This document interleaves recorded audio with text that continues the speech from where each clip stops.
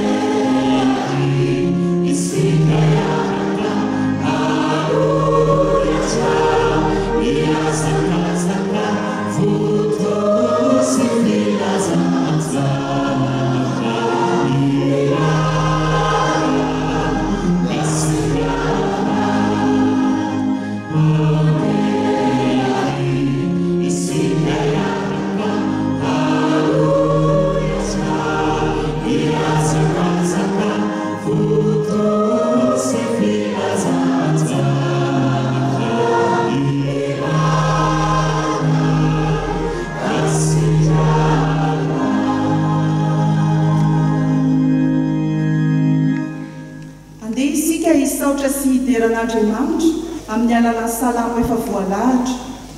amin'ny anaran'ny Tompo ny lanitra ny tokony fianarandriamanitra ary ny atao manavana samy ny andro samy tena ny andro ny kiasy ary ny alina samy mampalalala ny alina ny kiasy raha mafatsitsana dia iza reny mahalala izany atao tsy manatsina manaventa tsy fantatra angano ny tampokonao tsy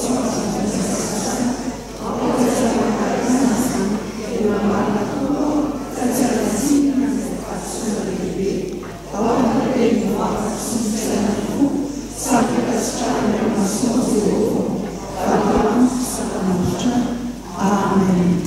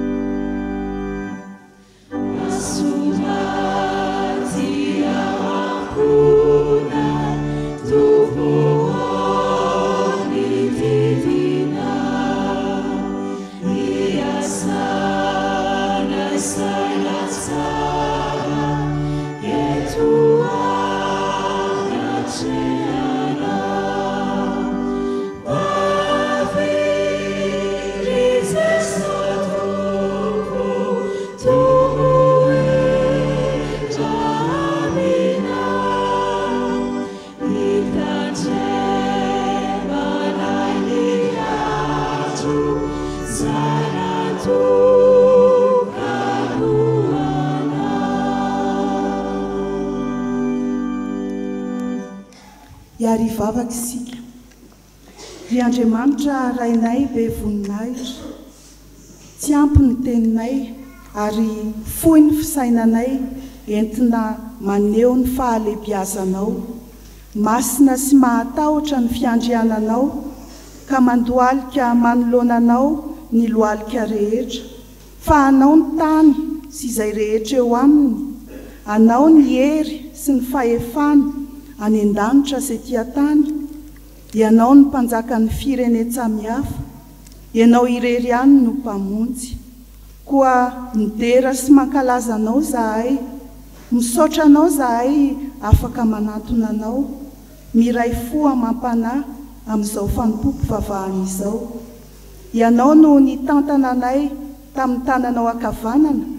no ny fitiavanao sy ny fahasoavanao ary ny famindramponao tsy hita faritra indre tokoa ireo sampana velona ireo tompon'andraikitra eto amin'ny fitandremana nametrahanao anay Jesosy Kristy nofidianao sy nantsohinao hiasa sy hamoa eo aminao fototra voaloboka entina hanomezana voninahitra anao ny fijoroanay ho vavolombelonao ny fanahinao masina Jesosy Kristy hanadio sy hameno ny fonay mandrakariva mba handraisanay indray ny fitahim-panavy aminao amin'ny anaranao Jesosy Kristy lohan'ny fiangonana no ivavahanay. Amen.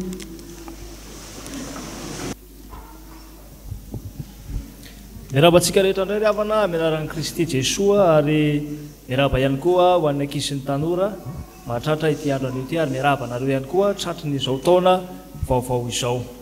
Eo am-pitsanganana ary no hanatanterahan'ny ankizy sy ny tanora ny hira izay efa voalahatra. Aoka hitsangana ny ankizy sy tanora rehetra. Yeah.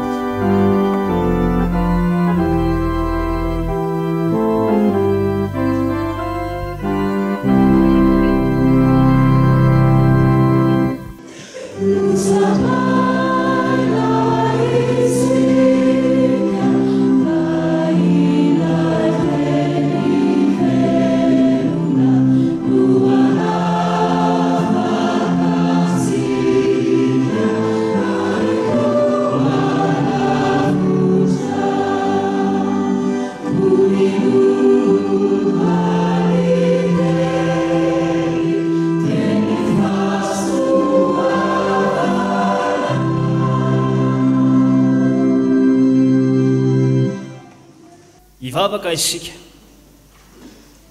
Jesosy misaotra anao zahay fa mbola omenao fotoana iainona indray ny teninao sokafy ara ny fonay mba hahafahanay mandray sy mankatoary miaina ny teninao. Amen. Ny ten'Andriamanitra zay akatsika fampianarana amin'ny tian'ity ry ankizy sy ny tanora dia zay hitatsika ao amin'ny Matio toko 5 ka eo amin'ny andiny 7 amin'ny telopolo ihany no akatsika izany fampianarana foy izany. Matio toko 5 ny andininy 7 amin'ny telopolo izay mivaky toy izao mianaran'i Jesosy manao hoe fa aoka ny teninareo eny tsia fa izay mihoatra noho izany dia avy amin'ny ratsy. Dia raha tsika mamerina mafy izany ry ankizy tanora amenaran'ny tompo manao hoe fa aoka ny teninareo eny tsia fa izay mihoatra noho izany dia avy amin'ny ratsy. Amen. Dia antananareo ary rakizy hoe fantatrareo hoe dika zany hoe mianina izany eny mety tsy fantatrareo zany fa mety ho fantatrareo ihany koa fa andeha ka ohatra kely anankiray sika hanazavana mahakasika an'izany hoe mianina izany. Raha ao atokantrano ao dada na ineny zay ao amintsika ohatranao manontany amintsika izy hoe iza aminareo akarakizy mba naka n'ilay vola napetraka teo ambola tabatra teo raha ohatra zany ka nisy vola zany napetraka ny ray aman-dreny teo ray dada na ineny na ihany koa hoe iza aminareo rakizy mba naka n'ilay ambon-doka tao anaty vilany tao. Raha zarevantsika zany le izy dia zao hoe raha manontany an'izany zany dada na ineny dia efa fantafantatry dada na ineny hoe ile mafilotiny mpanao an'izany. Fa eto zany le hoe mianina dia zao zany rehefa anontany ray aman-dreny izy dia hoe milaza hoe tsy nanany zany ary ny zavatra hitatsika dia zao hoe tena manangatanana mihitsiny hoe tena mba mariny ampinakela hoe fotana mafaty moa le fiteny azy hoe tena tsy ninana an'izany tsy naka an'izany mihitsy raha zany. Ary ny tena loza raha dia zao hoe tena mavita manao mihitsiny hoe raha zany inana an'izany raha zany na le ambon-toka tao eka ane mba tena arary mihitsy ny kipoka raha zany naka an'izay. Zany hoe tena lasa miampangananga mihitsy zany tena mianina amin'ny zavatra diso zany zany raha toy hoe mianina ry ankizy tanora. Raha tia antananareo ndray zany hoe iza aminareo kay nefa nanao an'izany aza mantaika eo anatrehan'i Jesosy hitan'i Jesosy zany iza aminareo nefa nanao an'izany tao an-trano. Tsara ve zany raha mantanareo raha ankizy tanora? Tsara ve zany toetra zany? Tsy tsara izany, ratsy izany. Ary eto ilay izy hoe fa avy amin'ilay ratsy izany, ilay ratsy eto zany dia ny devoly. Zay zany le zavatra eto ilay avy amin'ny devoly ilay ratsy. Ka inona zany no ampianaran'i Jesosy Kristy atsika ry ankizy tanora menga amin'ity soratra masina ity ny afatra ho antsika ankizy tanora zany dia zao hoe manona an'ireny zavatra maro reny dia mila milaza ny marina trany isika. Rehefa hita zany tsika hoe isika tokoa le diso isika le nangalatra dia miaiky isika hoe isika nanao anazy. Zay le resan'ny soratra masina eto hoe ahoana le milefa fito amin'ny telopolo ito hoe fa aoka ny teninareo eny tsia fa izay mihoatra noho izany dia avy amin'ny ratsy. Mila zany tsika ry ankizy tanora manambara ny fahamarinana trany. Eny raha vadiso isika dia mikea vadiso eo anatrehan'ny tompo isika. Zany no afatra ao antsika ry ankizy tanora amin'ny tian'io ty andeha aventsika mafy izany no afatra izany mba ho tadiditsika tsara entsika miaina indray mandritra n'izao herinandro vaovao dia avintsika izao. Mianaran'ny tompo manao hoe fa aoka ny teninareo eny tsia fa izay mihoatra noho izany dia avy amin'ny ratsy. Amen. Vavaka isika. Saoranay ianao Andriamanitra ny amin'izany afatra fo izay nampitondrainao tamin'ny alanany mpanomponao izany dia tehirizo aty anatinay ary tompo zany teninao zany mba aizanay milaza ny marina sy mijoro vavolombelonao hatrany amin'ny maha-kristianina anay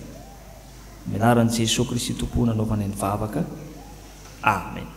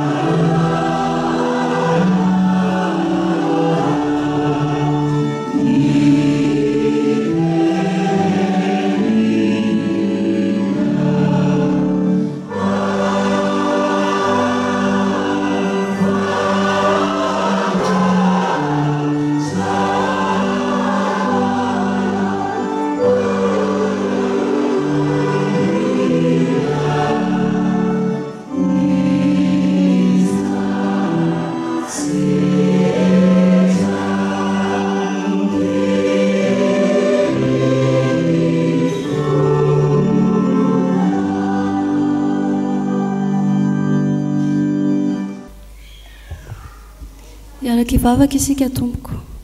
ry Andriamanitra tomponay eo saotrany amin'ny fotoana izay ahafahanay mamaky sy mihaino ny teninao izay fanilon-tongotray sy fahazavan'ny lalanay aoka ny fanahinao masina no hiasatria anatinay tsirairay avy ampio izahay mpamaky mba hamaky tsara mba tsy hanjiso ny teninao ampio koa ny mpitondra ny afatra mba hanambara mazavo ny sitraponao mitenena raha eo fa mihaino izahay vahoakanao amin'ny anaran'i Jesosy no ivavahanay amen. Hiaraka hamaky sy haino ny soratra masina isika ao amin'ny fanekena taloha bokin'ny tantara faharoa toko faharoapolo andinin'ny fahadimy ka hatramin'ny fahasivy. Rehefa hita dia vakiana amin'ny anaran'ny Tompo. Ary Josafata nitsangana teo amin'ny fiangonan'i Joda sy Jerosalema teo amin'ny tranon'i Jehovah teo anoloan'ny kianja vaovao ka nanao hoe ry Jehovah Andriamanitry ny razanay tsy anao va no Andriamanitra ny an-danitra eny ianao no manapaka amin'ny fanjakan'ny jentilisa rehetra ary eo an-tananao ny hery sy ny fahefana ka tsy misy mahasakana anao. Ry Andriamanitra eo tsy anao va no nandroaka ny mponina tamin'ity tany ity hiala teo anoloan'ny Israely olonao ka nanome azy mandrakizay ho amin'ny taranaka Abrahama sakaizanao ary nonona taty izy ka nanao fitoerana masina teto amin'ny anaranao sady nanao hoe raha manjoanay ny loza na sabatra na famaliana na arety mandringana na mosary ary hitsangana manatrika ity trano ity sy eto anatrehanao izahay fa ny anaranao no amin'ity trano ity ka hitaraina aminao amin'ny fahorianay dia iaino ianao ka hamonjy.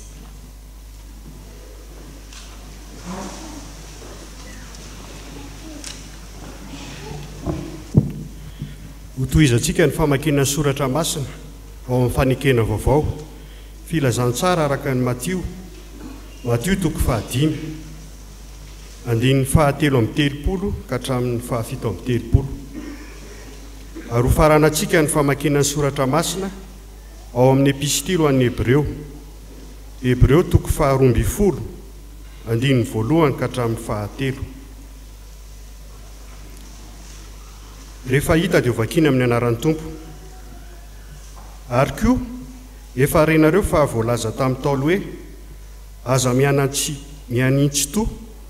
fa efa ao amin'i Jehovah ny fianiananao. Fa izao kosa milaza aminareo hoe aza mianina akory na amin'ny lanitra fa seza fiandrianan'Andriamanitra izany, na amin'ny tany fa fitoeran-tongony izany, na amin'ny Jerosalema fa tanàna mpanjaka lehibe izany. Aza mianina amin'ny lohanao fa tsy mahay mahafotsy na mahamainty na dia ny singam-boly iray akory azy ianao. Fa aoka ny teninareo ho eny, tsia, tsia. Fa izay mihoatra noho izany dia avy amin'ny ratsy.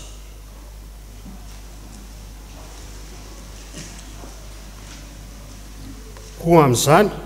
satria misy vavolombelona marobe toy izany manodidina antsika toy ny rahona,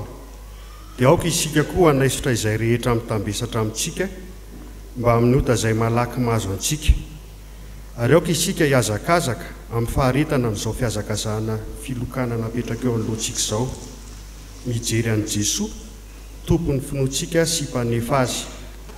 izay naharitra ny azo fijaliana fa tsy nitandroenatra mba ahazon'ny fifaliana napetraka teo anoloany. Ka dia efa nipetraka eo ankavanany seza fiandrianan'Andriamanitra izy. Fa hivery tsara ilay naharitra ny fanoherana nataon'ny mpanota taminy, fa ndao ketraka ianareo ka ho reraka ny fanahinareo. Amen.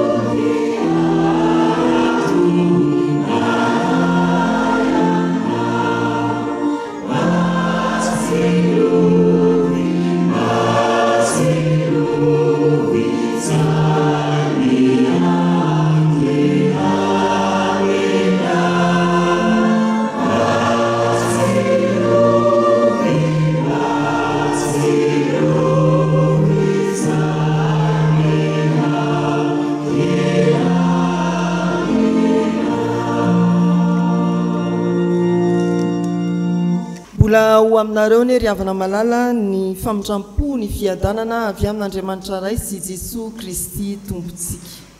Alahady faharoa amin'ny volana janoary araka amin'ny fanolorana efa nataon'ny mpitarika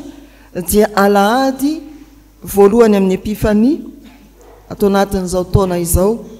ary ho antsika eto amin'ny fitandremana dia alahady itsundrana mambavaka ny firaisan'ny sampana. Miaraba manokana ny sampana tanora kristianina zokiny izay hitantana izany firaisan'ny sampana izany amin'ny ity taona 2022.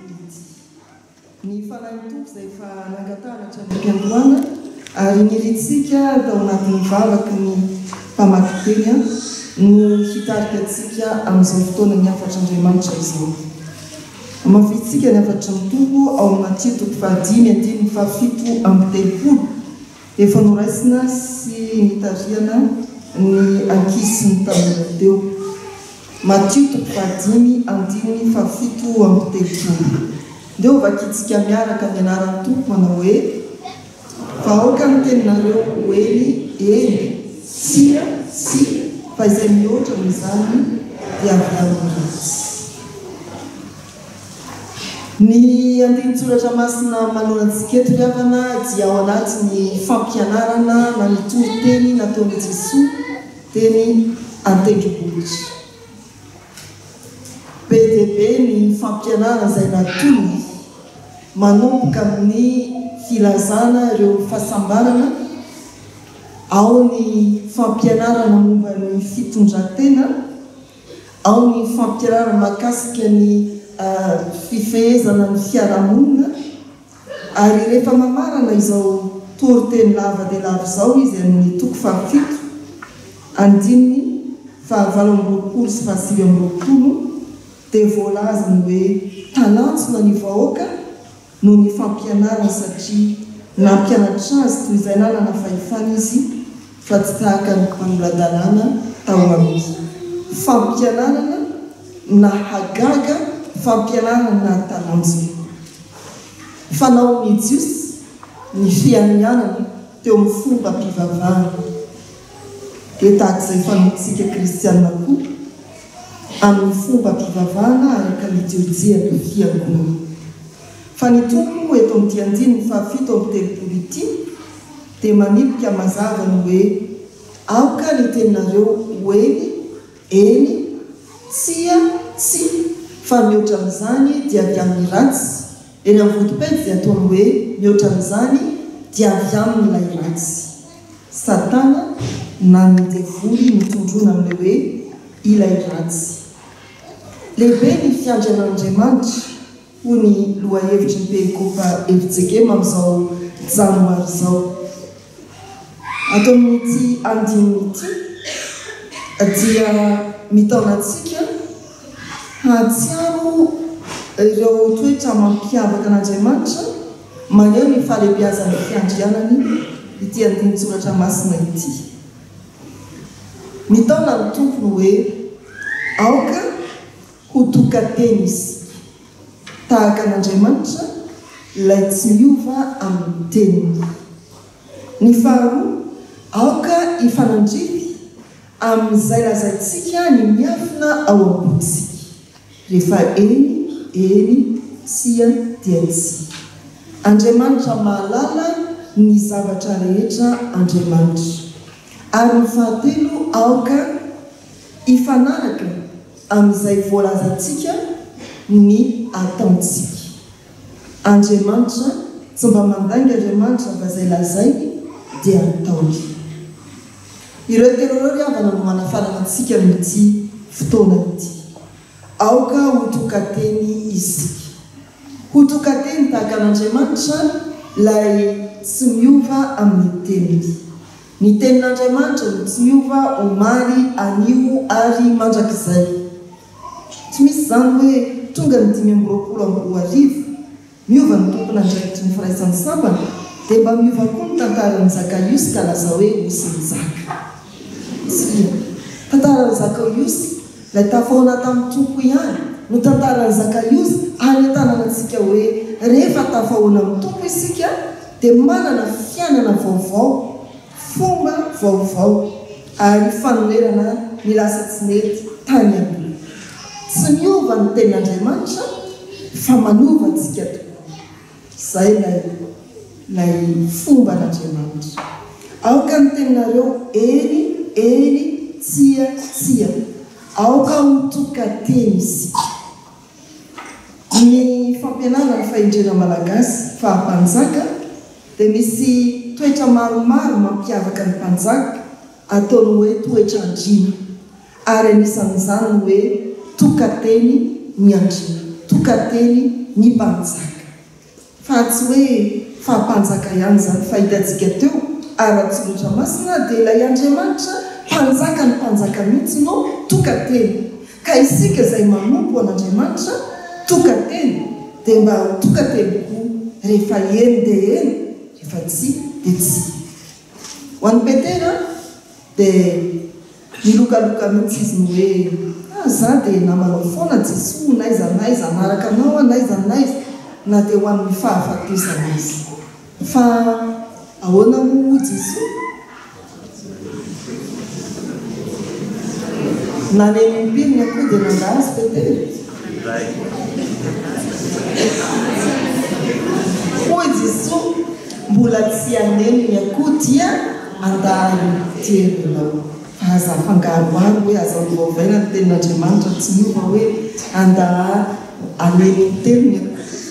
mbola tsy aneniny akoho dia andaha imiteriny mitelo ny fandavany Petera mialony anenony akoho na dia milokaloka azy Petera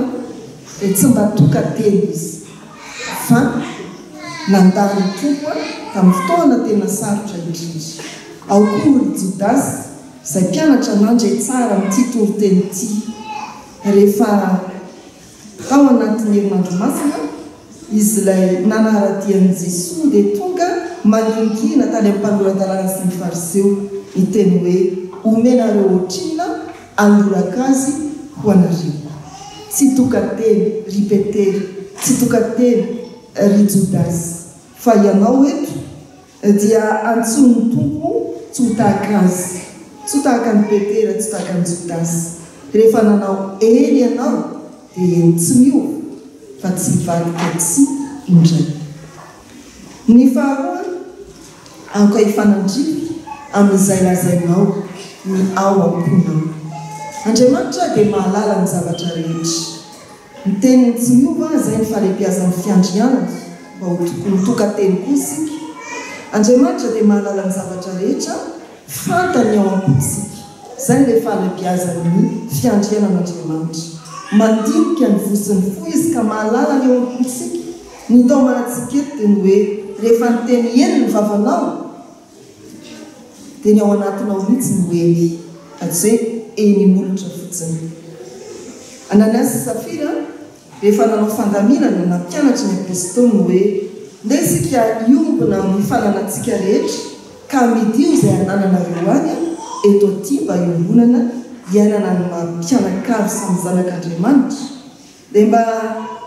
nanatanteraka izany Ananiasy sy Safira fantatsika ny tantara amin'ny asan'ny apôstôly nentiny teo atongotry ny apôstôly ny vidiny tany hoy ny apôstôly ireo hoe vidin'izy rehetra fa tsy nivoaka velona teo amin'ny sinagoga Ananiasy sy Safira ny fatony nentiny zatovo nivoaka ny trano fiangonana satria hoy ny soratra masina nandainga tamin'ny fanahy masina Ananiasy sy Safira eny teo ny vavy nefa tsy ny tena marina tao anatiny tao tsy ny vola vidiny tany manontolo napetraka teo amin'ny tongotry ny apôstôly fa vola tsy feno mahalala ny zavatra rehetra Andriamanitra tsy azontsika vazivazina izy ka anaovana hoe eny izay ny marina nefa tsy izany ao anatintsika aoka hifanandrivy izay lazaina sy ny ao anatintsika fa ny fahatelo aoka hifanaraka ny voalaza sy ny atao ny Andriamanitra hivavahantsika dia Andriamanitra tsy mba manaiky izay lazaina dia ataony izay nampanantenainy dia ho tanterahany amin'ny fotoanany tsy nandainga amintsika Andriamanitra izany koa ny hitoa manotompo antsika aoka ny teninareo hoeny eny tsiatsiana ny fampiarana amin'ny fiainantsika andavanandro no entoeto amin'ity fahatelo ity rehefa mandalo eo anatrany tandrina ny katekomenina ka manadiady amin'ny alalan'ny dinika manao hoe mpandray ve ny ray aman-dreninao sampana inona izy fa inona ny teneniny tamin'izy andraisinao hoe mpandray ary ianao anao sampana inona anao vondrona fotsy-panahiny areo moa mandonety mitenenina fotsiny fasody ty oresina koa raha ampijoro antsika tsy manao fanamiana avy ato zao no hoe tamin'ny anao niraisina mpandray re inona no mitonao sampana idirana akoatra nefa tsy tadiditsondry ranona fa manina anao tsy mba manao fanamiana dorokasy na laika na fifoaza na eserkeza misarotra ny kravaty vaovao fa manina mpikambana tsotra mpiangona tsotra mitsotra ihany no lasa glacé rehefa tsy mandray andraiky sika ely dia ely tsy dia tsy aleo lavitra ny teny hoe za manony tena mba za tsy anao mininy anao kambete da fotsiny a raisiko ny mofo dia sotroko ny divay dia mba mipetrapetraka ohatra nyreny any an-trano ankizy tsy mety manasa virindry pastera matosika na no tena dia manaiky iraikitra amin'ilay football sampana ambony azandrazana hoe mitompo no andratsana anao inao mano hoe efa nandratsana ny tenanao ka tsy tadidinitsony hoe sampana ina ny idiranao fa mampieritreritra izany dra rehefa ely no tononinao dia tanterao sy atao izany omlitiritsietm dia pdb ny fanekena zay ataontsika fiangonana manomboka eo amin'ny batisa dia manao fanekena dilo ny ray aman-dreny manolotra mizana no an'andriamanitra ny sakramenta ny batisa ao mmpandray fanasany tompo melohan'ny fanekena tononona dia mamaly fanontaniana anankitelo ny katekomena oraisina eo amin'ny fandraisana ho mpanompon'andriamanitra ny mampiandry ny mahakatekista na mpitoryteny ny mampiandraikitra samihafa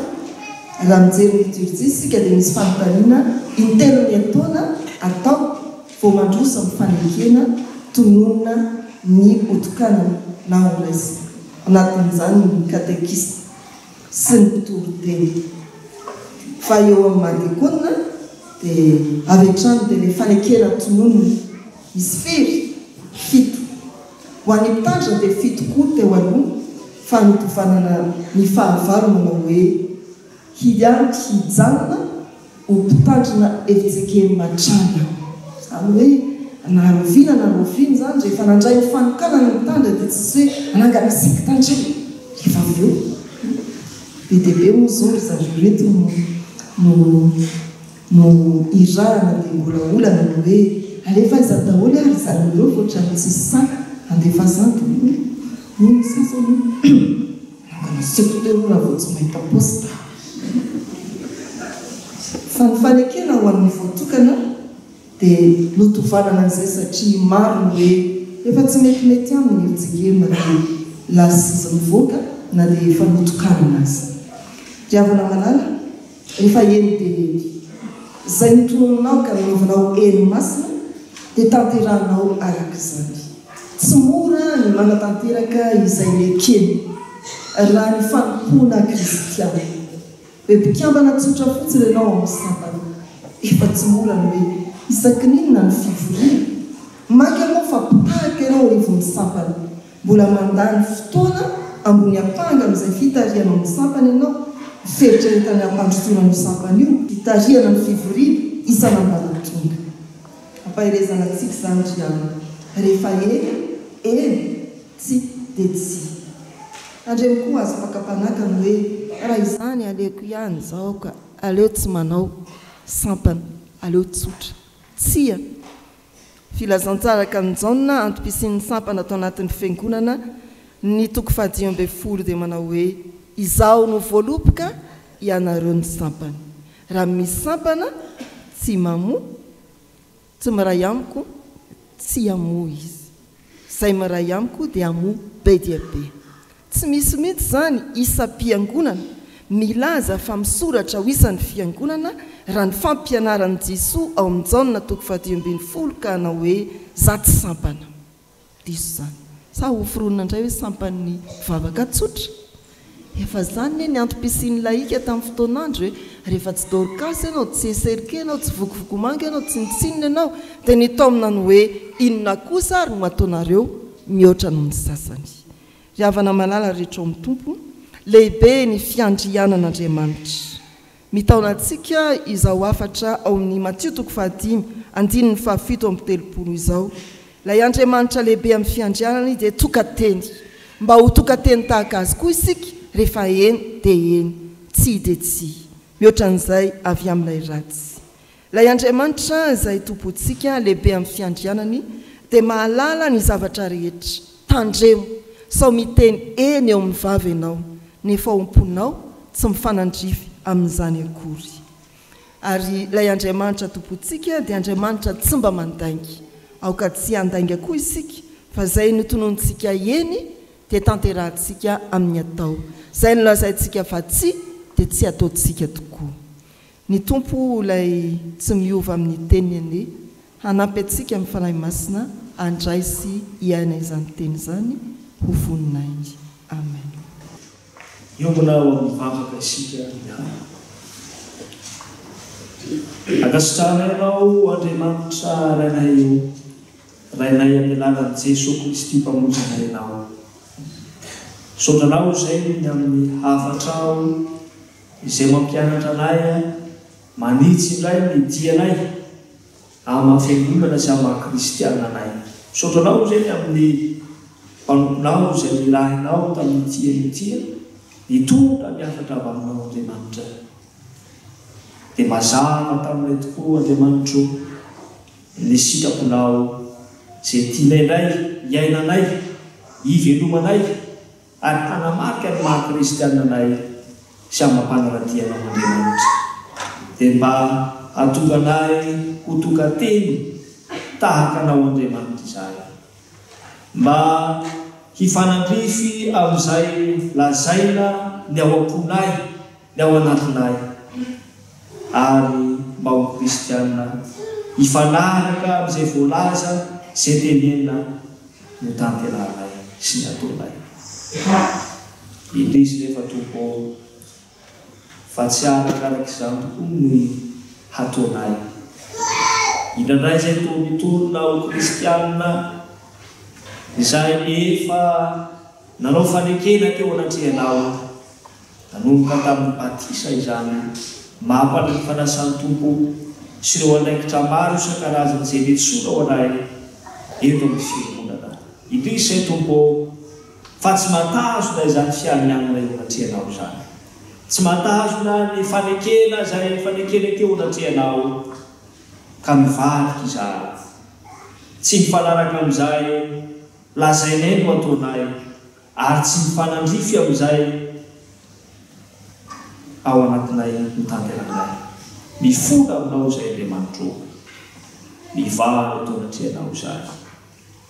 Menatra sy mangay ahy izay tompo.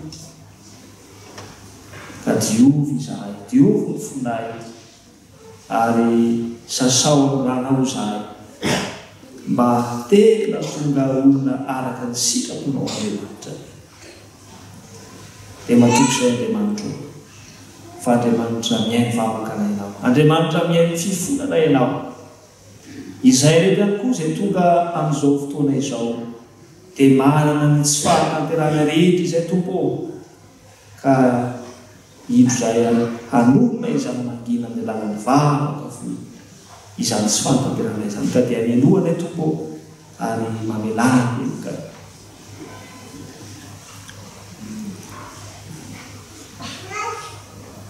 Noho ny amelan'i Jesosy Kristy tompo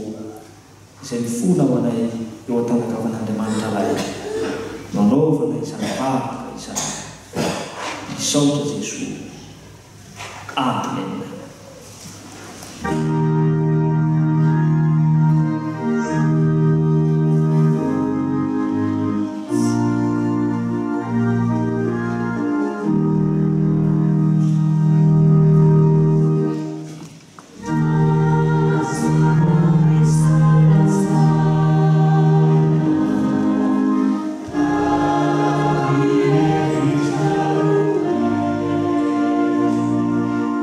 So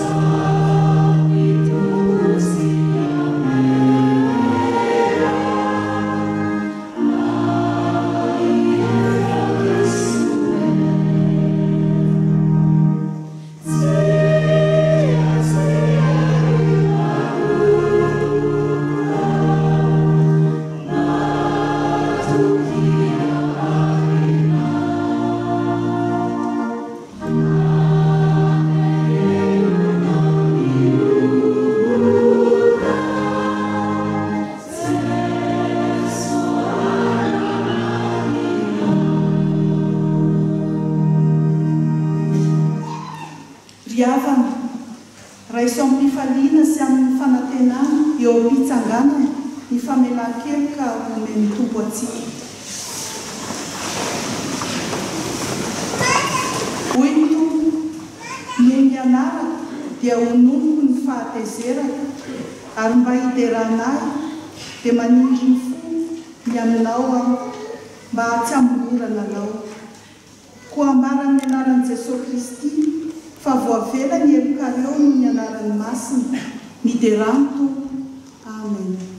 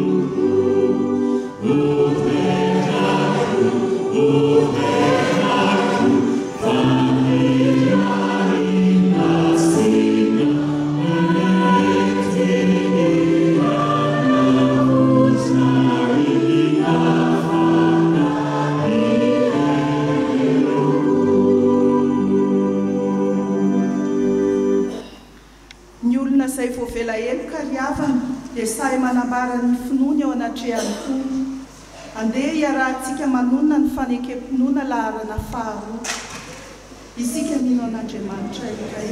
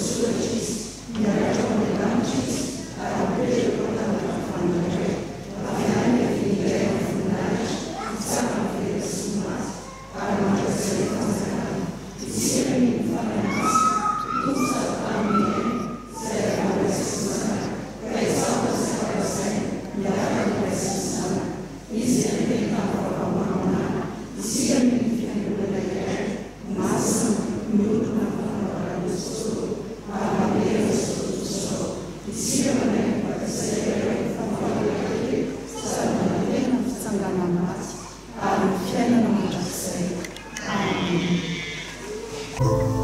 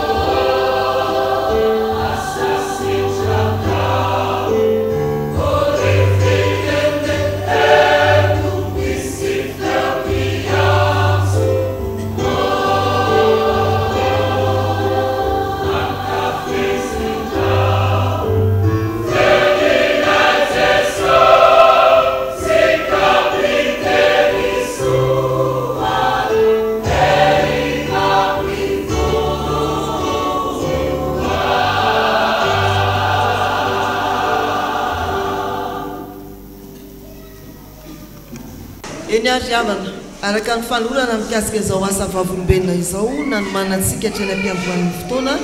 dia ity no ametrahana araka ny fomba ny fiangonana ireo tompon'andraikitra sisa tavela mbola tsy tafapetraka tamin'ny asa fanompony. Ny voalohany dia ny filankevim-pitantanana ao amin'ny akany, ny filankevim-pitantanana ao amin'ny centre médical ary ny mpitantana ny asantsika ao amin'ny komity tilikamp. Dia ny mpitantsoratry ny fiangonana no anonantsika ny anaran'izy ireo araky ny andraiky ny avy.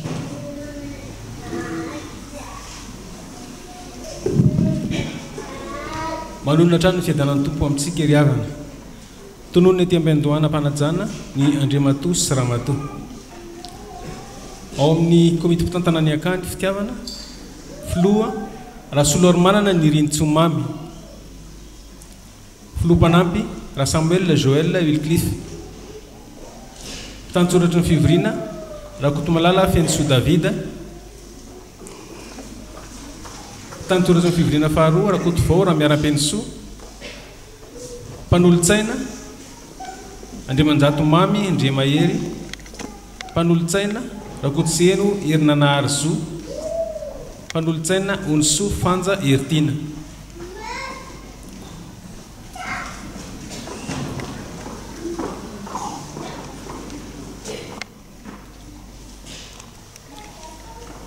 Ho an'ny komity mpitantana ny hivitoeram-pitsaboana kosa, ny filoha Rafaramiadana ny Viso Michel, filoha-mpanampy Razakanaivo Rabe Ihaja, Razakanaivo Rabe Mihoatra Ihaja Nirina, mpitantsoratra ny fivoriana Rabarson Benja Vilolonyaina Viloloniony Lalaina, mpitantsoratra ny fivoriana faharoa Ravelondaty Tsiornirina, mpanolo-tsaina Razanakotomalala Voangy Vilolona, mpanolo-tsaina Raljaona Iandry, ary mpanolo-tsaina farany Rakotomalala Andriambahiny ary Fetra.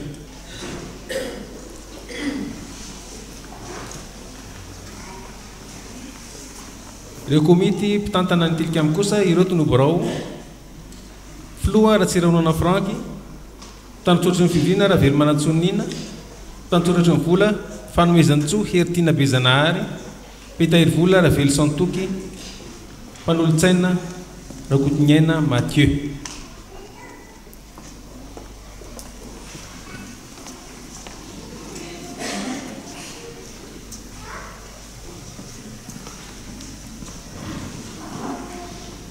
Ireto ray aman-dreny ny tantana ny asa araka ny sokajiny avy ry havana dia vita fankatoavana teo anivon'ny isanambaratonga eto amin'ny fiangonana. Ao ny mpitantana ny akany, ao ny mpitantana ny fitoeram-pitsaboana ary nofidiana teo anatrehan'ny komity kosa ireo mitantana ny asa komity tilikamp. Izao no soratra masina ho anareo tompon'andraikitra. Amin'ny anaran'ny tompo mianoary Jakoba sy ry Israely izay nantsoko, tsy miova aho, izao no voalohany ary izao koa no farany. Hoy Isaia, i Jehova efa niantso hatrany am-boaka, ary hoy izy tamiko, mpanompoka ianao ry Israely, izay entiko mampiseho ny voninahitro. Kokoa ny soratra masina, efa nanendrim-piambina eny ambony mandanao ary Jerusalema, koa mandrakariva na andro na alina dia tsy mahazo mangina ireny. Eny arareo izay mpampatsiaro an' Jehova aza mitsahatra, ary aza mamela hitsahatra mandra-panao any Jerusalema mafiorina sy hoderaina amin'ny tany. Mieza mitady fahamarinana, toe-panahy araka an'Andriamanitra, finoana, fitiavana, faharetana, fahalemem-panahy, miadi ny ady tsara ny finoana, azony ny fiainana mandrakizay. Fa tsy nomen'Andriamanitra fanahy osa isika, fa fanahy mahery sy fitiavana ary fahononana tena. Ho antsika fiangonana kosa dia andray izao teny izao eo amin'ny mpitsangana. Hitsangantsika fiangonana. Hoy Paoly, mangataka aminareo izay raha lamba ekenareo izay mikely ihany eo aminareo sy mitondra anareo amin'ny tompo, ary mananatra anareo mba ho ajanareo indrindra amin'ny fitiavana izy no ny asany. Hoy ny epistily ho an'ny Hebreo, tandremo mba tsy ho lavinareo izay miteny. Fomba n'Andriamanitra tamin'ny voalohany ny manendry olona hitondra sy hitarika ny fiangonana. Ny tompo dia nanendry apôstôly ary nisy mpanao raharaha samihafa najoro tamin'ny alalan'ny apôstôly koa ho mpitarika ny fiangonana sy hitaiza azy aizany manefa ny fanompony an'Andriamanitra sy ny fanajany azy ireo. Toy izany no ampatsiaroviny Stefana teny Mosesy hoe mpaminany no atsangan'Andriamanitra ho anareo avy amin'ny rahalainareo tahaka ihany. Tsy ho mpitsara sy mpanometsiny ireto mpanao raharaha vao notendrena sy voafidy isika fiangonana, fa ny mivavaka ho azy ireo mba ho mahatoky amin'ny antson'Andriamanitra azy izy ireo ary koa ny manampy azy mba havitany ny andraikitra napetraka taminy. Tomponatoka ny amin'izy ireo koa ny fiangonana ka tsy mahazo mialangalana fa anaiky kosa iombona amin'izy ireo amin'ny zavatra rehetra. Koa ankehitriny dia mandray tanana nareo araka ny andraikitra efa nifidianana nareo avy ary tsaroa fa fifidianana ihany nataon'ny fiangonana, fa ny tompo miteny aminareo hoe tsy ianareo no nifidy ahy fa izaho no nifidy anareo. Solotena ny fiangonana amin'izany fandraisan-tanana izany ny mpitandrina sy ny mpitandron-tsotra.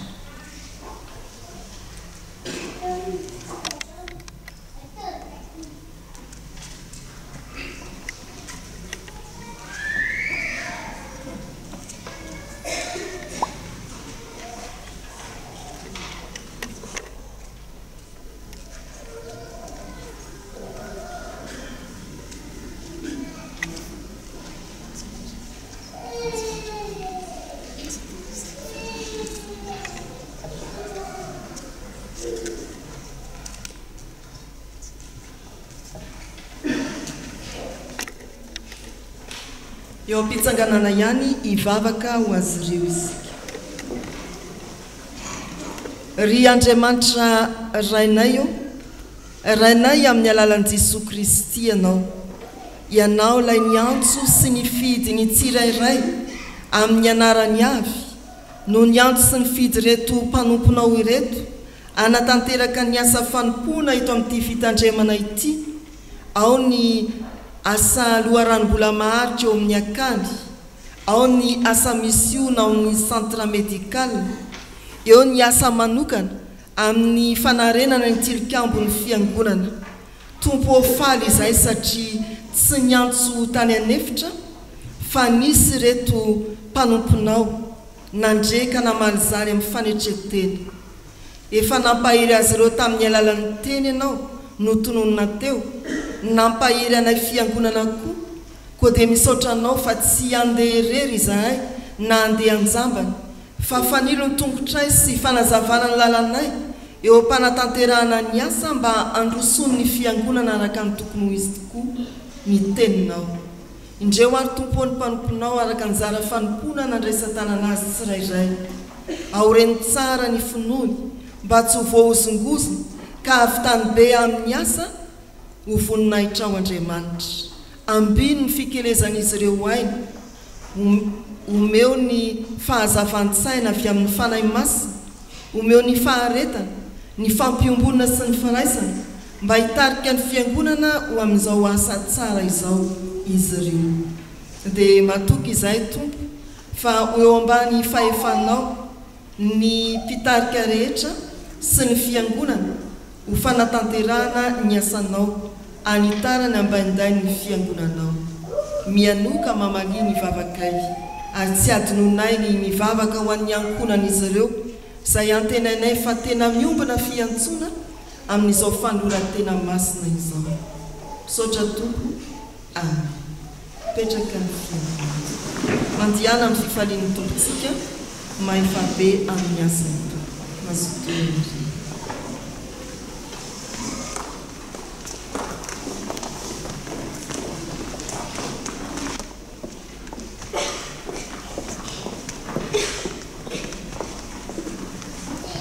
Fa mandroso kosika amin'ny fahampafantarana ireo namaly ny antson'ny tompo amin'ireo tetikasany fiangonana sa ny vomera isatsokajiny. Ny vomera ny aim-pana izay notolorantsika andraikitra amin'ny fikarakarana ny aim-panantsika anisan'izany ny toana ara-bavaka na ny fantatsika tamin'ny anarana hoe coaching de prière tamin'ny fotoanandro aorin'izay dia ny klinika juridique misaotra ny tompo ry havana no ny fanoloran-tenan'ireo vahoaka an'Andriamanitra isam-piangonana isana sy tantanantsika amin'izany asa izany dia ny filohan'ny voamerany aim-pana no hanonantsika ny anaran'ireo mpanompon'Andriamanitra misahana ireo asa ireo.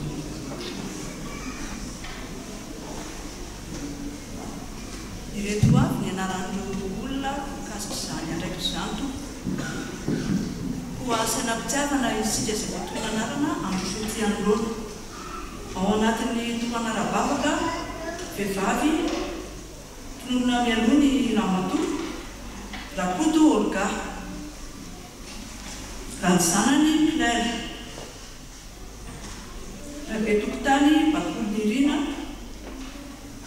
Rasoa Ronono Martina izay nazavona fialatsiny Mandrena Solo Azomoangy ny lehilahy kosa indray tonona mialoha ny Andriamatoa Rasolon-Janahary Reneo Auguste Rasolo-Madimby Rivesan Takadisy Jean Denis Ranevijolona Jean-Pierre Rabeny Arsan Tsinanirina Randriamavelo George Rakoto Arnivo Jean-Claude Mahery Michel.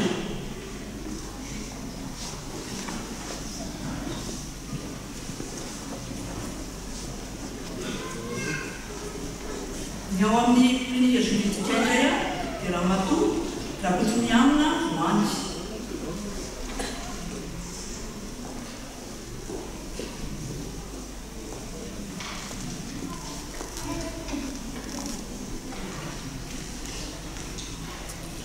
Misaotra an'Andriamanitra ry havana amin'ny fanorantenan'reto avantsika ho an'ny mpanohana ara-bavaka dia fanendrena nankatoavina teo amin'ny biraon'ny fiangonana izy ireo ao ireo mpikambana ao anatin'ny sampana fifoazana ao ireo vita fiofanana ao ireo voamarika fa tonga tsy tapaka tao amin'ny sehatra fanaovam-pianatra na edifany teo aloha izay ny antony fanendrena azy ireo. Inona no antom-pisiny eto amin'ny fiangonana? Anao fandaminana asa miaraka amin'izy ireo ny voamiera ary dia atolotratsika ao am-pedadrindrina ny hoe misy mpiandrara amin'izao ora ka hatramin'izao ora raha toy isika voakan'Andriamanitra mila toana ara-bavaka amin'ny zavatra mitrangana miseho tampoka na zavatra mitohy eo amin'ny fiainantsika dia mandray antsika ny fiangonana amin'ny alalan'ireto mpanompon'Andriamanitra ireto. Ny tsara hazavaina dia ny hoe ireo efa noraisin'ireo mpanohana ara-bavaka teo aloha dia tsy miova ny fandaharam-potoana manatona azy ireo ihany ianareo. Ny fisian'ny mpiandrara arak'izay fandaminam-potoana ho hitantsika amin'ny pedadrindrina dia andraisana antsika rehetra tsy ankanavaka na iza amin'izay mety manery antsika. Dia ho hitantsika eo ny fomba andraisany antsika fa matoky isika izao fiombonana ara-panahy ny fiangonan'izao dia ampandroso hery antsika tsy ampiravoravo tanànantsika amin'ny sarotra ary ampianatra antsika hiantoraka amin'Andriamanitra amin'ny zavatra rehetra mitranga eo amin'ny fiainantsika. Mankasitraka ny tompony amin'ny fisian-dreto mpanompon'Andriamanitra reto sy ny fanekeny ny fanendreny. Antso kosa no nazahoana ny mpiara-miasa eo anivon'ny klinika juridique ary dia ny avantsika voatoana ananateo Rakoto Miamina Voangy no nanombontena ho amin'izany. Maro ny mpahay-lalàna eto amin'ny fiangonana fa dia tokana aloha no nanombontena raha toka mbola misy isika ho amin'izany ny resy lahatra amin'izany dia mbola mandray antsika mpitiavana ny voamiera anaovana ny fandrindrana azy. Tsara ihany ny mampatsiaro izay klinika juridique izay fa fiara-miasa amin'ireo mpianatra eo amin'ny lalam-piofanana lalàna no atao sady toy ny fizaran-draran'izy ireny fa ny miay azy dia ireo efa matianina eo amin'ny fikirakirana ny lalàna dia raha misy koa zavatra maniry antsika na ilantsika toana mitranga eo amin'ny fiainantsika ilana ny toro lalana araka ny lalàna dia izany no antom-pisian'izao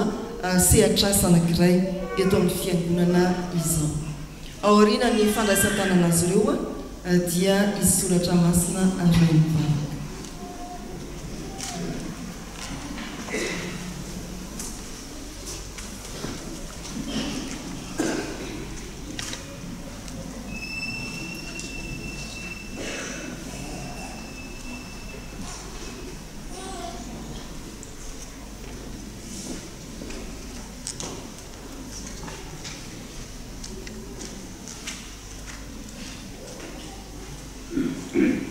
itsanganyisika fiangonana hoy ny soratra masina araka ny Efesiana 2:10 manao hoe amin'ny anaran'ny tompo fa asany isika voaforona tao amin'ny Kristy Jesosy anao asa tsara ivavaka isika riana tompo dia misaotra anao izahay no reo asa efa nampanaovinao ny fiangonanao teto amin'ity fitandremana ity no ny famalina ny antsonao mba azahoana mandroso amin'ireo tetikasa samihafa efa tapaky ny isan'ambaratonga ary mankasitraka ny amin'ny fanoratena ndreto mpanomponao manaiky ampanetretena isana izany asa sarobidy sy masina loatra izany mangataka aminao izahay ry tompo Andriamaniray tafio ny herin'ny fanainao masina izy ireo mba ho feno fitiavana fandavatena hatrany hatrany ary ahita fiteo masinao koa ny amin'izao fanoratenana izao ahavokatra tsara ho an'ny fiainam-panahin'ny fiangonana ka tena hotohana ho fanomezan-kevitra ary ho fampaherezana ho an'ny vahoakanao mila vonjy Jesosy Kristy apetraka eo am-pelatananao koa ny ankonan'izy ireo ary mba ho ankonana arovanao amin'ny zava-dratsy rehetra satria ankonany mpanomponao apetraka eo am-pelatananao ny fiangonana manana etaeta ary mety misy fahabangana ka mila ny asa toy izao dia ataovy fiainanay tompo zany hoe tena mifanohana araka ny fanomezam-pahasoavana nomenao ny tsirairay Jesosy Kristy ianao mahalala ny mahasoa ny fiangonana mahafantatra ny mahasoa koa ny mpanolotena ho anao tanterao araka ny sitraponao sy ny haben'ny fahasoavanao izay sahazahoanay amin'ny anaran'i Jesosy amen dia mahazotoerana ry amina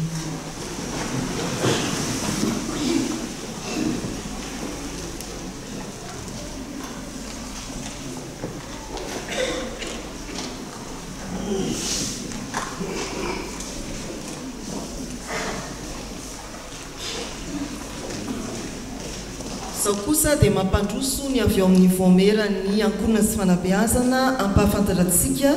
ireo tompona andraikitra ny tantana ny sehatra asa samihafa nankina tamin'izy.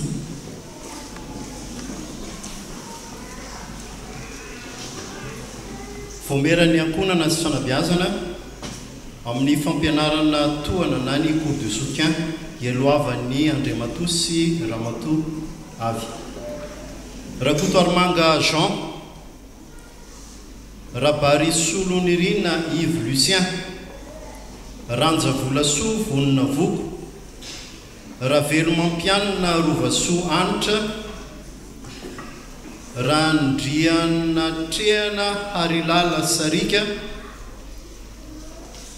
Ralambo Miarana Niry Mpitandrina, Andria Manjato Mamy Andria Mahery, Ratolo Janary Ambinitso Haja Misaina, andria mampianina fanirisoa ny ilaina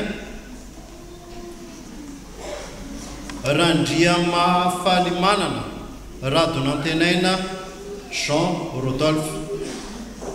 fampianarana kabary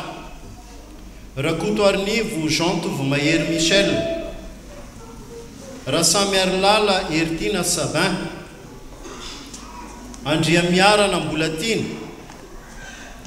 Ravelson Toky Ramarola Maoly Nirlala andria mampianina Domona Harso Razakaniaja Tsilavlaza fanatanjahantena rakoto vao Ralamboaina Ravangonirina Lalaina ary Rambaroery Tahiny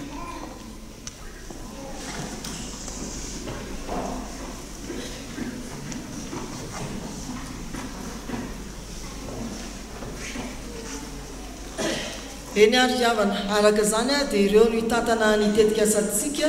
izay natolotra ny vomera ny ankonana sy ny fanabeazana mbola misaotra ny tompo mandrakarivo sika no ny famalina ny antso izay natao ary ny voahany reto mpanompon'Andriamanitra araka ny fanomezam-pahasoavana nomeny tompo ho azy ireo ny mpitandrina izay voalaza teo dia mpitandrina Taranja Zozabatahatany Vandrefana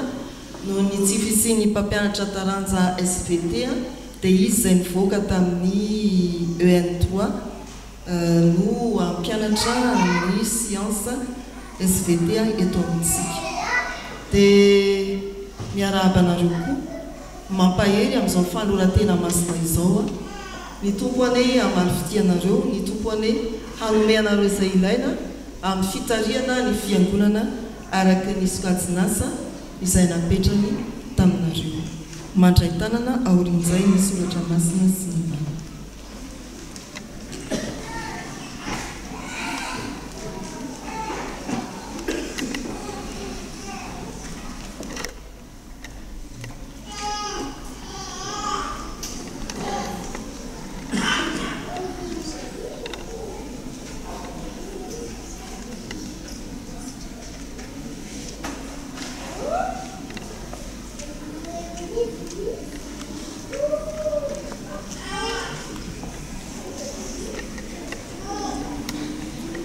sangansika riavana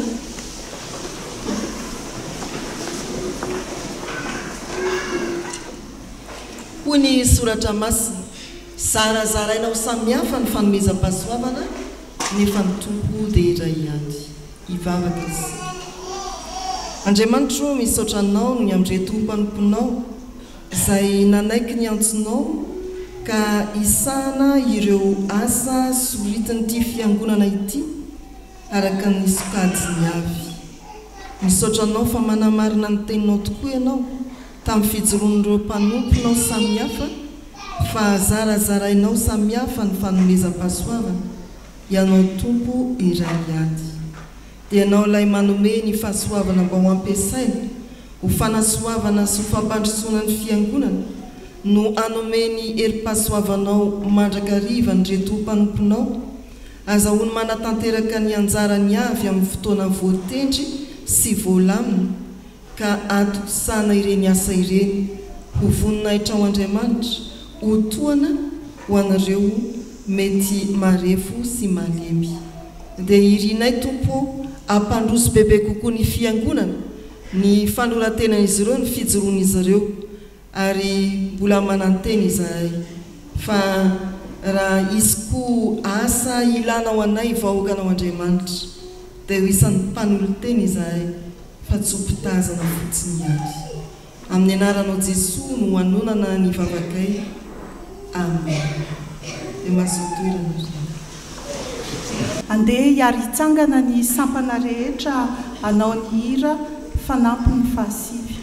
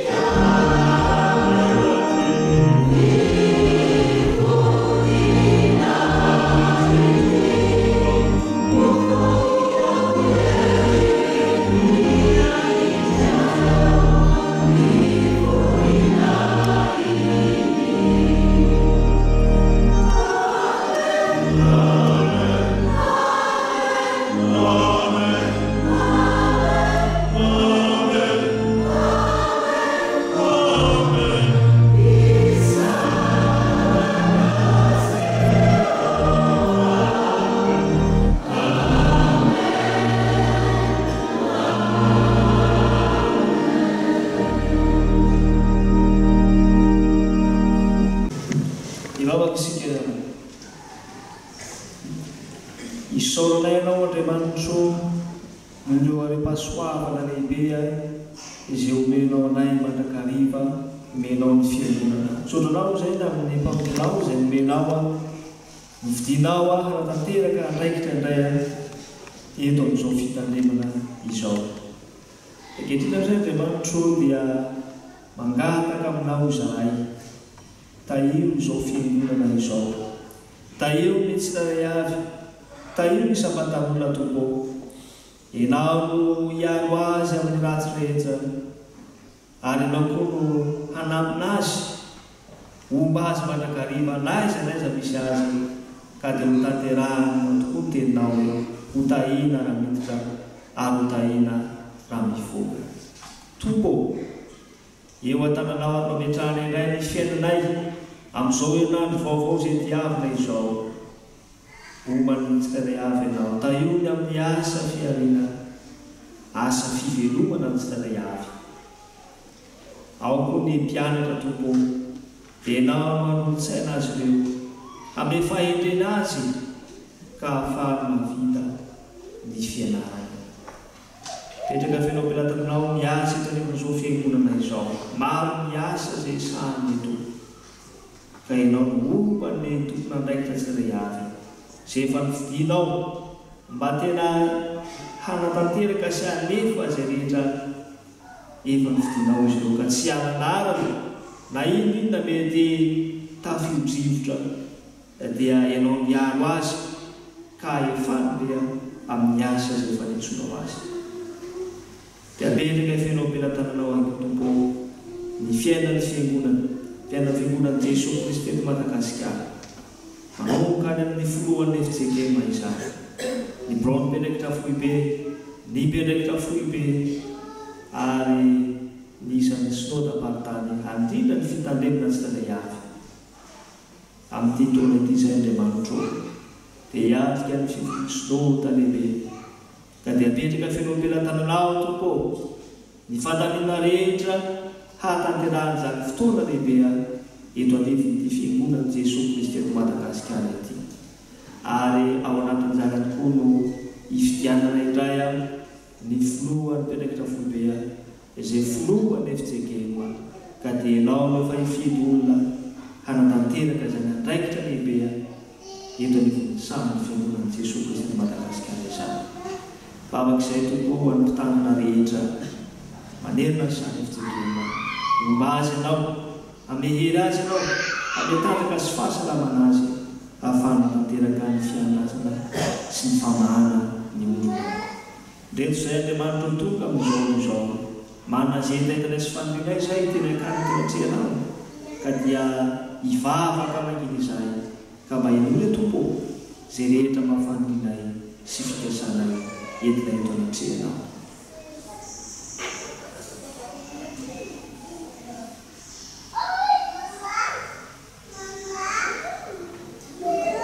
mivavaka ihany koa zay tompo ho an'ity firenena zay misy anay ity hitanao tsisy miafina anao ny fiainanay tsirairay fiainany malagasy ao ny tsy fisinona ao ihany koa tompo ny tsy fandrimpahalemana maro sy karazany any ny fahatany samy hafana ao tompo ny fahantrana zay mianjary teto amin'ny fiainan'ny firenenay tompo jereo izao firenena misy anay izao jereo masom-piavanao velo ny fanantenanao zay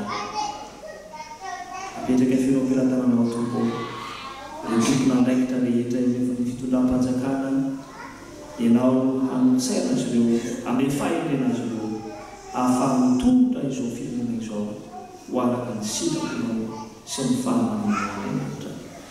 maro lamina tena angatahana Jesosy fa ianao mafantatra zay mahasoanay ka dia ataonay ampianarina ony any izany vavaka izany ary tambatray amin'ny vavaka nampianarinao manao hoe rainay zay tenanazy masianao maneny fanjakanao atao ny sitraponao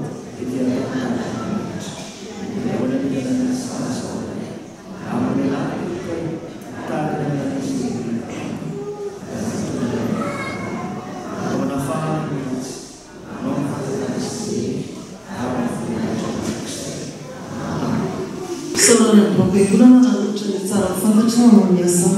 miandratsika rianana voalohany dia mafanatsika ny mandray mpiara-miasa vaovao izatra raha eto amintsika ny mitandrina raharisan santatra izay taona fahadimy ao toeram-panomanana mpitandrina Ambatondrakanga manambady izy mananjanakavoa ary zaraky ny eritsekema betafo fanavaozana Ambohimanary miarabanao sy ny ampiranao amin'ny anarantompo tonga soeto amin'ny fitandremana ty ho amin'izany izany manomboka izao Janoary izao hatramin'ny volana Martsa raha sitrapon'Andriamanitra araka ny taritasy fanomezana dia mahefabe mandrakariva ny tompo any-tsaina amin'ny fampitana ny fiomanana miandrandra fanomezana ny volana izay raha sitrapon'ny tompo ny tetikasa izay nandorana ireo tompon'andraikitra teo ry amana dia anomboka ny volana Febroary raha sitrapon'ny tompo any zany sika vao miaraka amin'ireo toana mavaka amin'ny toana fampahalalana ny lalàna amin'ny fianarana kabary sy ny toana amin'ny fahalalana fanadiana dia izay no tsara fantaratsy ampy tamin'ny fotoana miasa vaolombelona teo fa reto fanentanana sy fampahafantarana fanampy araka ny voalaza teo dia hiatrika ny arazan-taranaka sika ny 9 Janoary hiditra amin'ny sivyola latsaka fahefany hozaraina amintsika ny taratasy fisoratanananana momba izany ny arazan-taranaka riamana dia ampatsivana manatanjona voalohany amin'ny hoe fanavaozam-panoratena ho anisana ankonana sy fianakaviana ary ny taranaka rehetra mety hitondra ny anarandray aman-dreny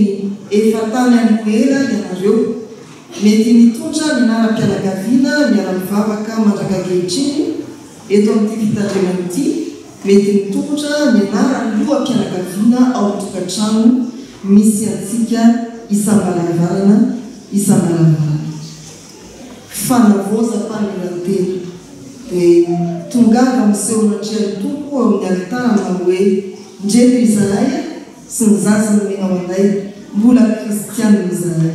miazana ny fanekena NDE ary NDE tokoa ny antony faharoa dia ny antony ara ankorana hanehoantsika ny fiombolana masina ny firaisan-kina ny fianakaviam-be na nisa mpianakaviana sy nisa manonkonana tena ho avaozintsika amin'izany alalan'ny taranaka izany ho amin'ntomontsika amin'izany alalan'ny taranaka izany ny fifankatsiavana ka asehontsika fa tsy mpiavana fotsiny sika fa iraira ao Kristy raha mifanona hoe riarana manary amin'io zany dadabe anareo dia tove ry dadabe manary riavana manary ny antony fahatelo dia tena ampy ny arakasany fiangonana ka zay mety ho fahafoizana ataontsika dia aomba manotombo amin'ny asan'ny fiangonana izay efa misototantsika tao anatin'ny pedikasa sy tedikandro ho an'ity taona 2020 ety isika tsy mba tahaka an'le hoe andeha ny isa-taranaka dia anambola le vatro tambara le vatro aomby manovana famadiana tsy izany ny andriamantsika riavana ny andriamantsika dia miandry ny fandavatenantsika ny fanorana ataontsika ampitianana homendrika ny voninahity izay manatanteraka am-pifaliana no ankasitrana toy ny famory ianareo isan'ankohona manomboka izao mbola misy herinandro anankiroa sika zanaka mba anambona ny botekelitsika andraisana anjana ny alalan'ny taranaka sika ray aman-dreny mba hevitra izay azoana mandray anjana arak'izay fahafahantsika ny fianakaviam-be dia anampatamatroa mba ho voninahitr'Andriamanitra ny fifalian'ny tompo mandray antsika ny fanavaozam-panoratena ny vitantsika isan-taranaka riana ny faharoa dia ny mandray vaovao ny voamerany am-panahy dia nandefa tamin'isana maratonga fa amin'ity taona ity dia ekendry izay azahoana olona monjato manatanteraka ny maray vaovao isika hatrany amin'ny volana Desambra fanamby izany ary anentanana antsika mba ametraka ny tokoloandrotsika eo am-pelantanako toy raha nantanytao katekomena nantenarena hoe amin'ny film manam-baovao dia manikitana ny sasany amin'ny firy ka hatramy film dia lazaina enina sasany ka hatramy valo sasany basany koa amin'ny enina sasany ka hatramy fito ora maraina azontsika mamonjy ny toeram-piasantsika manodidina eto mety lavilavitra kely amin'ny enina sasany ka hatramy fito ora maraina migavana amin'ny heritaona ny azakazantsika tamin'izao maraina vaovao zao ary dia nanasa ny ray aman-dreny voalohany amin'izekema isika ny talata araka am'roapolo janoary hiaraka amintsika amin'ny fotoanany maraina vaovao misy fanasana izay horaisany tompon'andraikitra isan-tsampana ao amin'ny voamerany am-panahy fifoazany fanakany antsy ny sekoly alahady efa nandray ny anjara fanasany ho antsika mbola tsy nahazo zany dia manatona amin'ny voamerany am-panahy isika mandray ny fanasana isaorana moa fa zanaka ny fiangonana nomen'Andriamanitra fanomezam-pahasoavana nanota fanasana miisa arivo raha manjato no napetraka taminy dia natao ny arivo ihany atao hoe zany le fanasana ndreky sika raiso ny fanasana dia omeo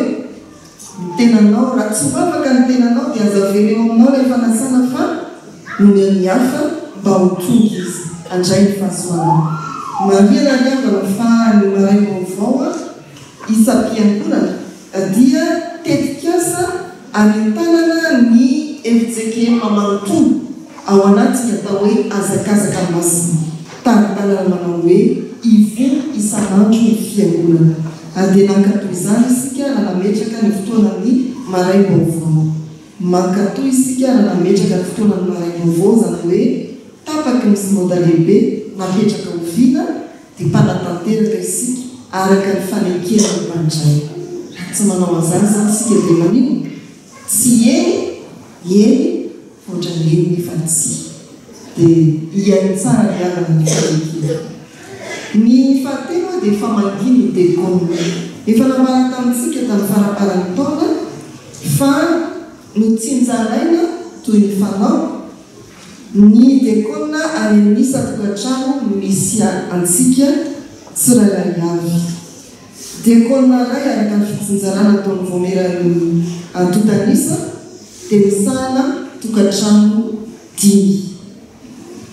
andeha tsiroroa ny famanginy dekona arak'izay fandaminana anatiny ao fikambanany dekona sy ny olona ary anomboka izao volana ny janoary zao zany mitanjony ty famangina voalohany amin'ny taona ity dia fifankafantarana eo amin'ny dekona sy ny tokantrano iadidiny atao hoe anjara fiandrasana tonga ny dekona iza izy ary antanana ny kosa hoe mba iza moa ianareo firy ny mpandray sy ny sisa rehefa avy eo dia ampafantatratsika ny asan'ny fiangonana ao anatin'ny telo volana voalohany izy sady hitondram-bavaka amintsika n'izay hoe tianto-bavaka atolotsika ary amin'isa tokantrano avy izay no antonga an'ny dekona ny famangina izao volana ny janoary zao dia azakazaka izy ireo araka ny fandaminam-potoanany any fa tsisy hoe rampitsiratsiray nareo dia efa mijanona taotsika efa mamaky ny dekona araka ny fandaminam-potoanany dia ampandray izy satria misy laharan-daribe azona mifandray aminareo ny firariana riamana dia ho azitsika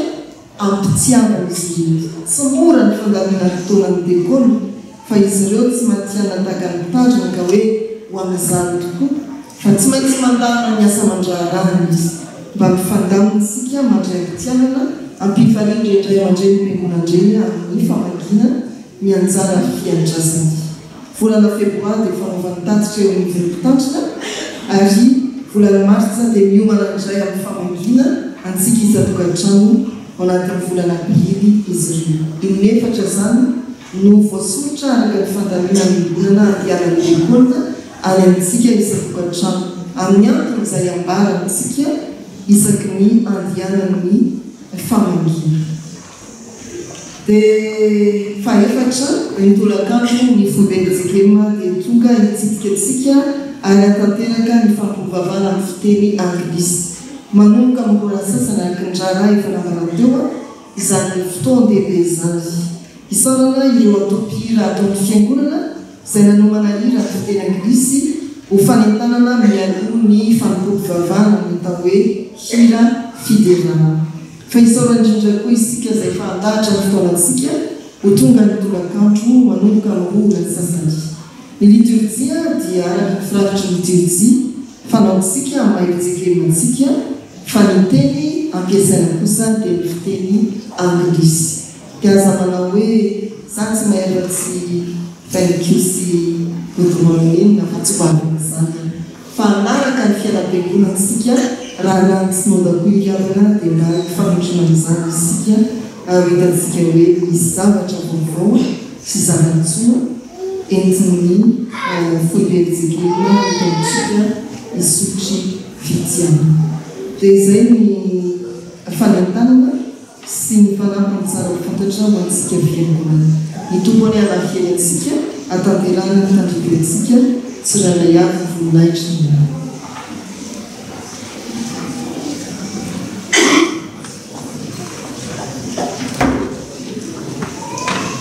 sakadiny pasteranamansa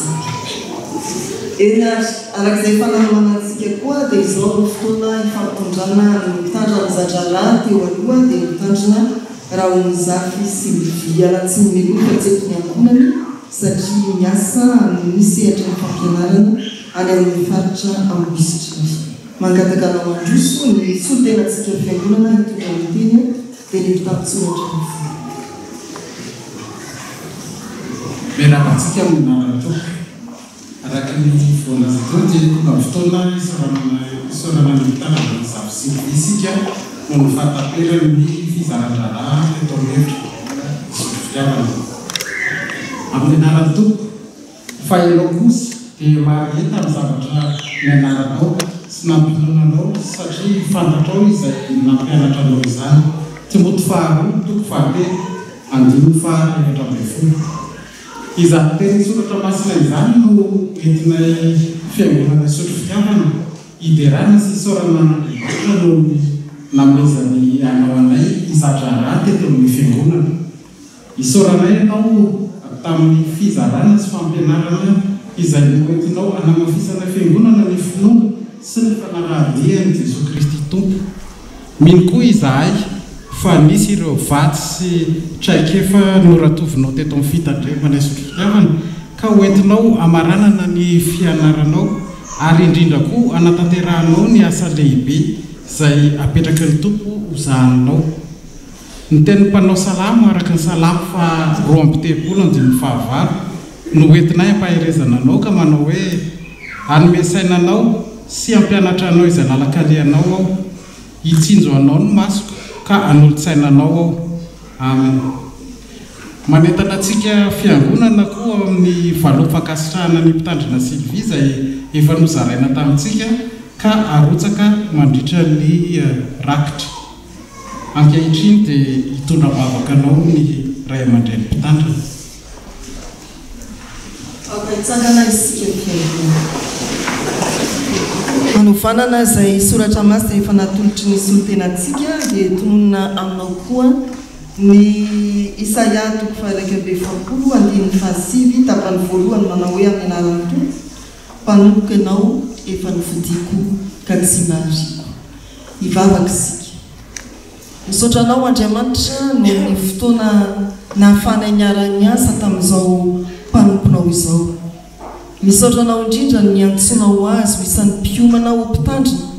ka nahavitany ireo dingana atreto mbola manohy izy ary niangatanay dia nianomezanao azy tokoa tolotsaina hitsinjovanao azy ampianaranao azy ny lalana tokony alehany mandra-pahavitany fiomanana ary indrindra eo amin'ny atrikasa misotranao no ny amin'ny fiangonana izay nanaiky ny fiara-miasa taminy ary ankehitriny dia mivavaka izay mba ho tovinao amin'ny tokoa ny teny fampanompo efa novidinao izy ka tsy arianao ampaherezo izy amin'ny mahariany azy aza arianao izy amin'ny filofosana samihafa ataony izay mety totoy ny fizaran-drarahany amin'ny fitandremana hafa ametranao azy indray mbola apetraka eo ampela ny tananao izany meo azy ny fahasalamana tompo ary ataovy mitombo amin'ny finoana izy mba ho vehivavy mahery amin'ny asa fanomponanao indrindraindrindra. Petrakay ho ampelantananao izany vavaka izany ary tonona amin'ny anaran'i Jesosy lay tompony fiantsona. Amen. Ako ipetraka ny fino. Misaoran'i Jehovah rehefa nahiko ary izay atao anatiko misaorana ny ranomasina. Misaoran'i Jehovah rehefa nahiko ary izay misy adinonao fitahian-drivotra. Izany teny avy ao amin'ny Salamo izany no entina hisaorana n'Andriamanitra. Voalohany indrindra dia misaotra an'Andriamanitra satria izy no vimbina ny tantana na tanterahana ny zavatra rehetra. Eto ihany koa dia makasitraka ny mpitandrina izay mikolokolo karakara tao anatin'ny izay fizarana sanandritra ny telo-bolana izay. Makasitraka ny birao fiangonana, ny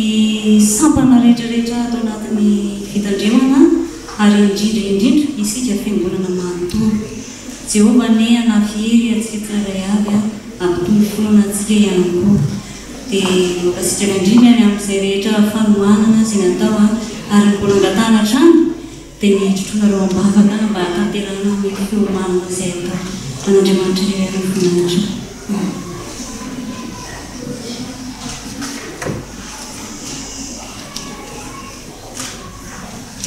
Iombona amin'ny vavaka famaranana asa isika. Miara-manondrika ny lohanay eo anolohan'ny seza fiandriananao zay Andriamanitra. Mankasitraka sy misaotra anao noho ny nanananay anjara tamin'ity asa sy fampaherezana ity. Nanositra ireo mpanomponao na tanteraka ny asa masina ianao ary nanatotosa izany tamin'ny fanetreteny izy ireo. Dia indreto izahay tsy toninay nidiranay teto no ivoahanay ny tranonao Andriamanitra, fa fo tapahan'ny fiadananao ary saina sy fanahy mahery vonina hiatrika ny fiainanay andavanandro ho amin'ny fijoroana ho vavolombelonao no hitondranao anay raha mialeto izahay. Valifotiary reto mpanomponao izay nikely any amin'ny fatratra sy nitandro sasarany tamin'izany asa masina izany. Ary tehiriza ao anatinay ny teny izay nambara taminay mba ho votsara afafy, ampitombo anay amin'ny finoana, ampiorina anay amin'ny finoana, handrisika anay amin'ny fanomponako. Amin'ny anaran'i Jesosy ilay lohan'ny mpiandry. Amen. Mitsangana indray ny afatra sy mijodrano dia amaran'izao fotoan'izao amin'ny hira 470 ny andininy 4. Izao no afatra tonona ho antsika fiangonana amin'ny anaran'ny Tompo. Aza matsiaro ny lasa na misainany taloha, indro izao efa nanao zava-baovao, ko ankehitriny dia efa miposaka izany. Tsy mahalala izany va ianareo? Eny any anefitra no anaovako lalana, ary any amin'ny tany lao no asiako ony. Dia hanome voninahitra ny bibidia sy ny ambodia ary ny otrisa, satria manisy rano any anefitra aho sy ony any amin'ny tany lao. Ampisotrona ny oloko dia ilay voafidiko. Izao olona no foroniko ahy izao no anambara ny fiderana. Amen. Raiso ny jodrano izay tonona sy atolotra amin'ny anaran'ny Tompo. Ny fahasoavan'i Jesosy Kristy sy ny fitiavan'Andriamanitra ray, ny hery sy ny firaisana amin'ny fanahy masina ho aminareo rehetra hatramin'izao sy ho mandrakizay. Amen. It's